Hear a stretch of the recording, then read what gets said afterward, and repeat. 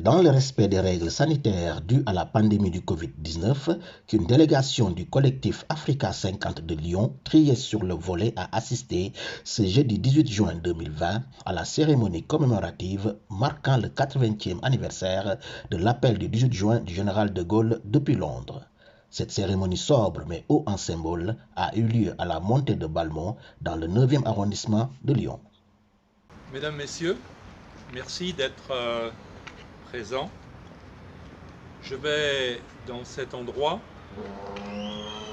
je vais vous lire simplement le message de Madame la secrétaire d'État aux armées. C'est le message de Madame Geneviève Darrieussecq. Dans la matinée du 18 juin 1940, le général de Gaulle rédige des mots qui font corps avec notre histoire.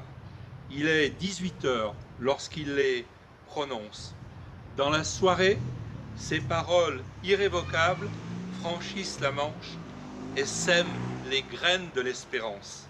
C'était l'appel du 18 juin, c'était il y a 80 ans, jour pour jour.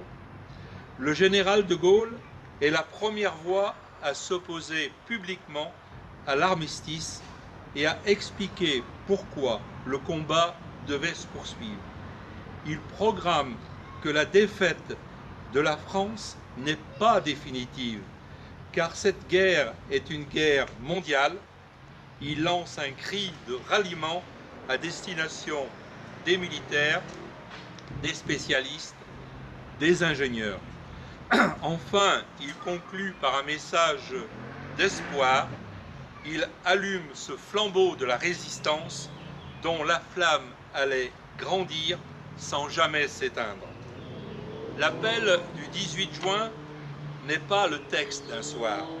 Il est le début d'une épopée, celle de la France libre, puis de la France combattante.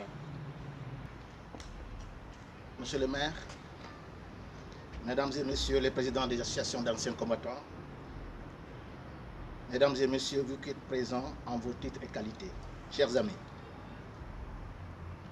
je suis particulièrement honoré de me trouver parmi vous ce soir à cette cérémonie d'hommage aux anciens combattants et pour nous, les tirailleurs sénégalais.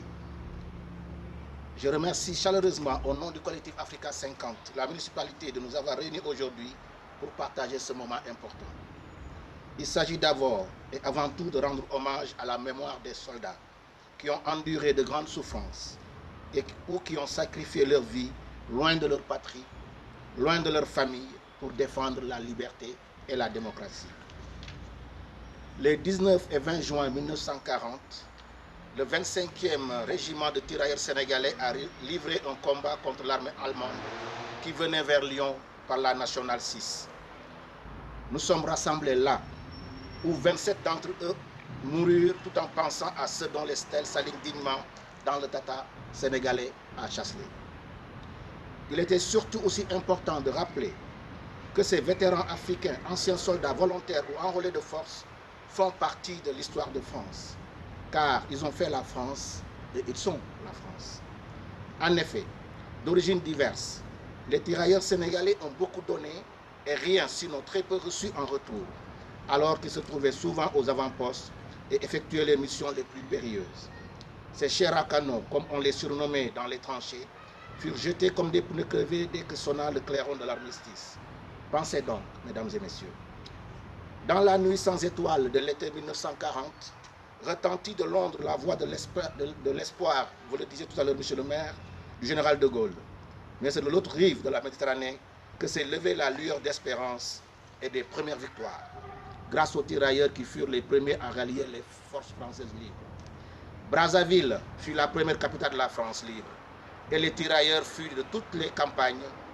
En 1940, ils furent héroïques lors de la campagne de France. Certains ont été faits prisonniers, d'autres ont été tués, certains massacrés après avoir été capturés parce qu'ils étaient noirs.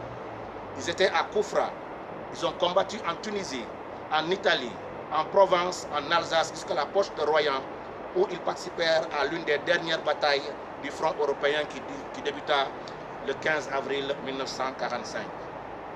De 1940 à 1945, 160 tirailleurs sénégalais ont servi pendant encore 20 ans. Les tirailleurs ont continué à porter l'uniforme de l'armée française.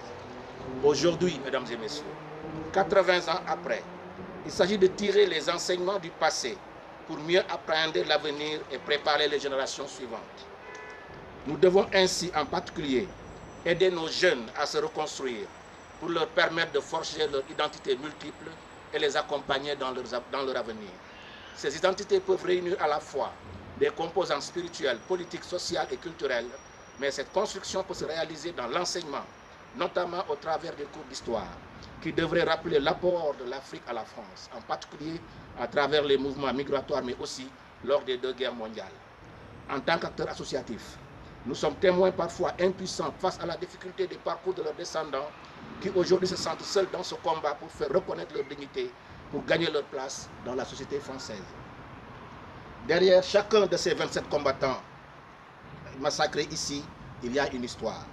Une histoire à la fois commune à toute l'humanité et singulière. Le fil d'une vie, un foyer, un village, une ville aimée, une enfance heureuse ou malheureuse, consolée par des amitiés solides ou éphémères, des amours déçus ou espérés. Par cet élan vital, ce que l'on a dénommé les tirailleurs sénégalais, les Goumiyés, les Tabors marocains, les tirailleurs algériens et les Marsouins du Pacifique et des Antilles nous sont proches.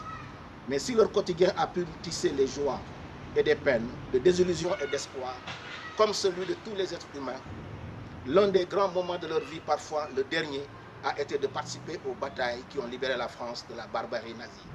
Certains ont trouvé la mort, d'autres, une fois la guerre terminée, sont rentrés en Afrique, aux Antilles, en Indochine ou dans le Pacifique, meurtris par la mort de leurs frères d'armes ou par le manque de reconnaissance de leur sacrifice.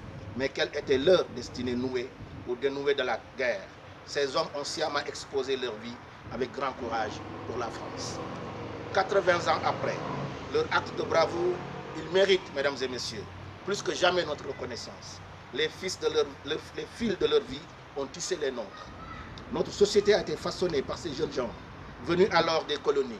En tant que petit-fils de tirailleurs, j'aimerais égrener aujourd'hui quelques-uns de leurs noms, car l'anonymat dans la mort, c'est l'ensevelissement dans la fosse commune de l'histoire, comme l'écrivait déjà en 1948 dans son recueil Hostie Noire, le poète Léopold Sédar Senghor, lui-même ancien tirailleur.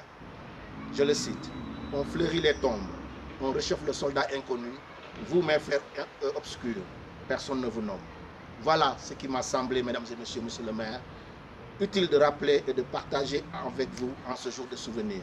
C'est, me paraît-il, le meilleur hommage que nous pouvons rendre aux jeunes générations d'autrefois qui sont sacrifiées pour que nous puissions vivre aujourd'hui dans la paix. Je vous remercie.